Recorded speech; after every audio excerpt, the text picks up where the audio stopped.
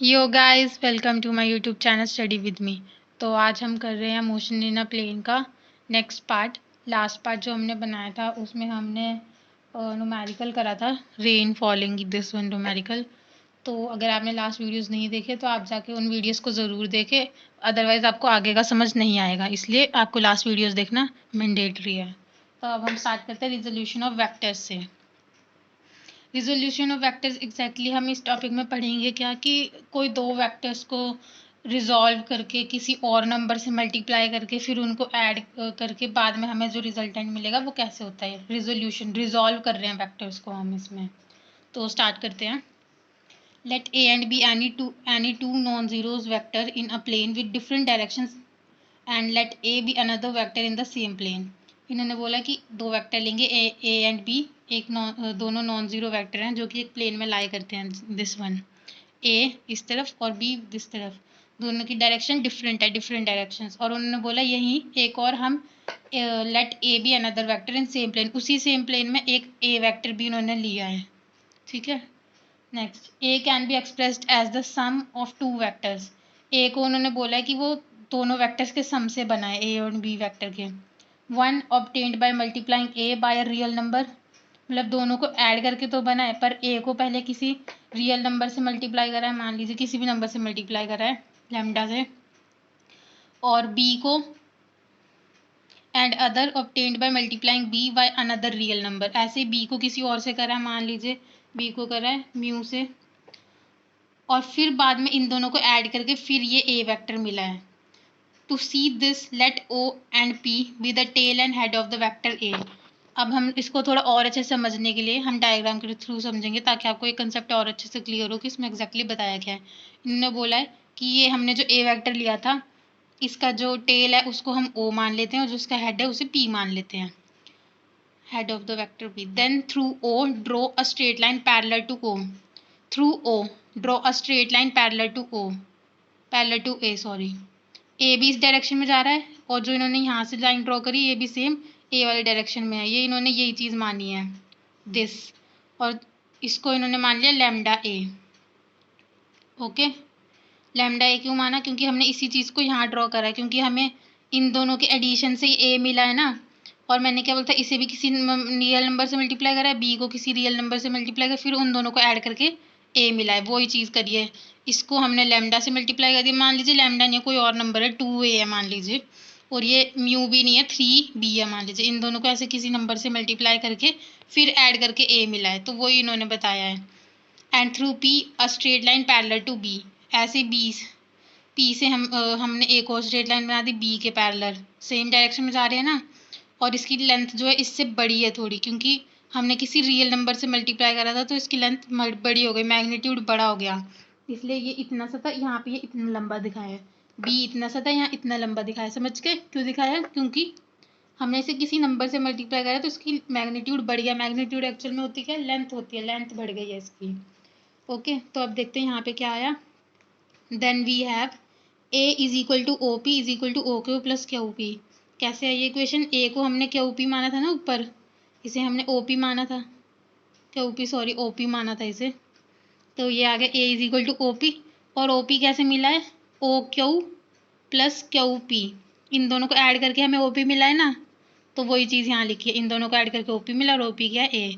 तो ये इक्वेशन हो गई। But since OQ is parallel to A and QP is parallel to B, we can write OQ किसके parallel है? A के। हमने ये इसके पैरेलल ही ड्रॉ करी थी ना।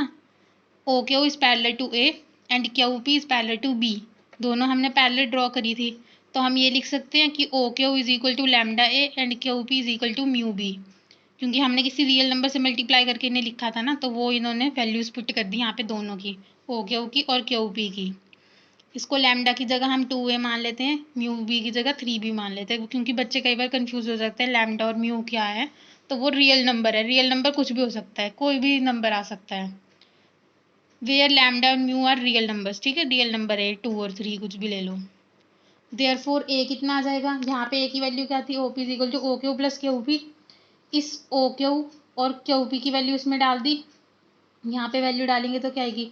ओ क्यू की वैल्यू कितनी है? Lambda A plus Q P की वैल्यू कितनी है? Mu B A is equal to this आ जाएगा, ये इक्वेशन आ गई, ठीक है। फिर उन्होंने बोला we say that A has been resolved into two component vectors this and this along A and B respectively. तो ये रिजोल्यूशन ऑफ वेक्टर को रिप्रेजेंट करती है इक्वेशन। इन्होंने बोला है कि इस तरह से हमें पता लगता है कि जो ए है वो रिजॉल्व है लैम्डा ए और म्यू बी में, जो वेक्टर बन रहे थे ए एंड बी उससे। तो ये बोला रिजोल्यूशन ऑफ वेक्टर, दो वेक्टर को रिजॉल्व करके हमने एक नया वेक्टर बनाया है। दो वेक्टर्स को किससे रिजॉल्व करा, मल्टीप्लाई कर दिया किसी रियल नंबर से, और फिर हमें रिजोल्यूशन ऑफ वेक्टर मिल गया।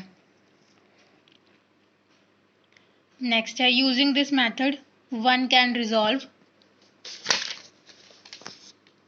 A given vector into two component vectors along a set of two vectors. इन्होंने बोला कि ऐसे हम वेक्टर्स को ऐसे कंपोनेंट्स में बना सकते हैं।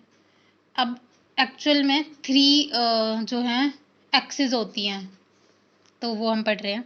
All the three lie in the same plane, it is convenient to resolve a general vector along the axis of a rectangular coordinate system using vectors of unit magnitude. अब यहाँ पे एक न्यू टर्म हमें मिली है, unit magnitude. These are called unit vectors that we discuss now. Unit vectors. A unit vector is a vector of unit magnitude and points in a particular direction. Unit vectors क्या होते हैं, जिनका magnitude 1 होता है। Unit magnitude, unit means one magnitude.